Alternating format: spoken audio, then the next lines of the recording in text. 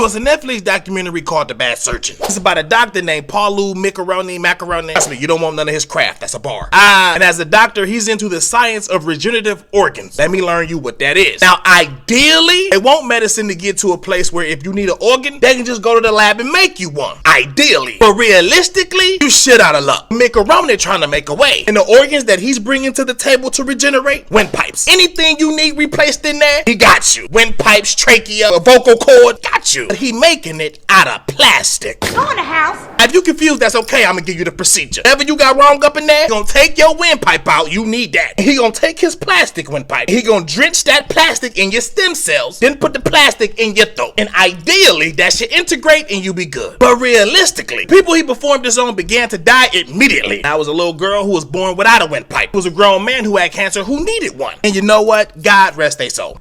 Plastic. Now this is experimental science, meaning it's no guarantees that it will work, but plastic. Now he worked in one of the best hospitals out the country, and they say they shit better than ours. Plastic. Now remember the little girl that was born without the windpipe? After that failed, the US like, you know what, we cool. Don't do that shit over here no more. Good love, enjoy. And a couple of his colleagues running and telling people in the higher ups like, hey, people dying. Hey, we probably shouldn't be melting action figures and putting it in people's throat. So he getting confronted by higher up folk. He like, hey, people dying, true. They was already sick prior to me. This grade A plastic, it ain't me. They got other chronic diseases. The US like, yeah, no. Come back when your science ain't experimental in this for sure. Then we'll rock with you. Russia was like, oh, it ain't you? It was already fucked up? Well, of course you could do your plastic surgery head. But hey, this time, find somebody healthy to do it on. And he do young Russian lady named Julia. He document this time. It's a documentary on it, not the Netflix documentary, another one prior to Netflix. And it's a success. Kinda. You see him doing the surgery. You see her after the surgery. Now time is going by. So his colleagues that was secretly telling on him, they going around him to them people. Hey, what's up with Julia? They can't find her. They found her mom. Seen the documentary. It was a success. So how's she doing? And her mama say some shit like, and the mother responds that, yeah, you can speak to my daughter, but in order to do that, you need to die.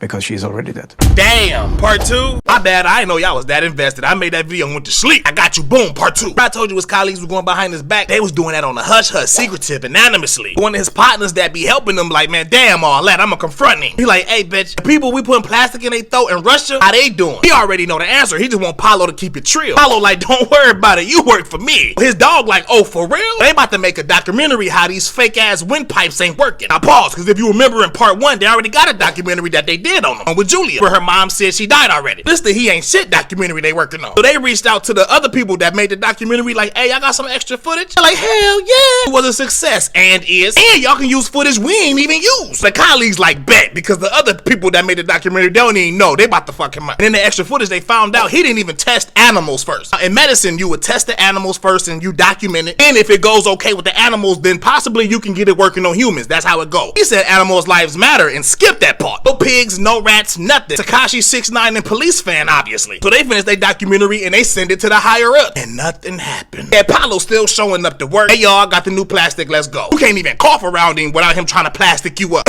Hey, you good? Yeah, I'm fine, a little strep though. You sure? Cause I can melt these Happy Meal toys and get you right. All of this is done outside of the US. I mean, cause come on, United States ain't messing with homie. US like, we can see if you trying to plant some drugs in the ghetto. Come on, plastic, we'll never live that down. But the New York Times end up making a report about him. They seen that He Ain't Shit documentary. I mean, he can't do his surgeries in the US, but they always doing media coverage on him when he do it. Not a hospital that he worked at that didn't do nothing at first, but now they kind of gotta address it. They stood 10 toes. Hey, we rock with Throat Baby. He don't think he did nothing wrong, even though he was lying in data, swapping samples, research fraud. People have died and people is dying. Like, listen, we are R. Kelly song because we don't see nothing wrong. As a matter of fact, the colleagues that made the documentary, the hospital pressed charges on them. I was expecting to get fired, but I wasn't expected to end up at the police station in a locked room being interrogated. Colleagues like, damn, what did we do? Hospital was like, yup. I remember I told you about Julia and how she died, right? Well, before she died, the people who made the documentary about her and Paulu, they reached out to her. Like, hey, we about to premiere the documentary we made about you. Hey, and by the way, how you doing? Want to come out and see the documentary? She sent the email back. She was like, hell no. I weigh 57 kilograms and this fake ass windpipe is rotting on the inside of my body. I no longer have a voice. I ain't heard from Paulu Pulu, I am dying. Fuck off. Yours truly, Julia. So the people who made the documentary bigging him up, they was incompetent and knew that this shit was fake. And on top of that, Pulu Macaroni, he really macaroni. He pushing heavy P. He got the whole part 3. Alright, so boom, part 3. Apollo Macaroni pushing P. You know the song, he got the whole world in his hands. He got the holes. If his hands get some plastic, Jesus. So the question everybody want to know, How many other women are there? a lot. Got a whole family in Barcelona. You got a chicken, a baby mama actually. Rome. She don't speak no English. Let me tell you how he met her. Her and her son got into a car accident. He messed up his throat. You know Paulu. I can fix that. So he hit him with the throat plastic. Needless to say, he dies. Then he get to hollering at the mama. Now, as people are dying from this Tupperware he putting in their throat, the family still support him because they know it's experimental surgery. Even though they lost a family member, they feel like it's for a good purpose. Like he's learning from the new science. But he ain't. He care about the broad. His main chick is this journalist from New York. He building her head up. Don't play with him. He got the bag. He flying them all around the world. He got to. He got different holes in different area globes. He talking spicy to the New York chick. Hey, shout it. What you know about that BC? Like before Christ? Like, nah, but now that you brought it up, if I was born back then, I could have healed Jesus. He wouldn't need 3 days to rise. I would have had him patched up in 2. Nah, BC is Bill Clinton. Like, yeah, that's my dog. Yeah,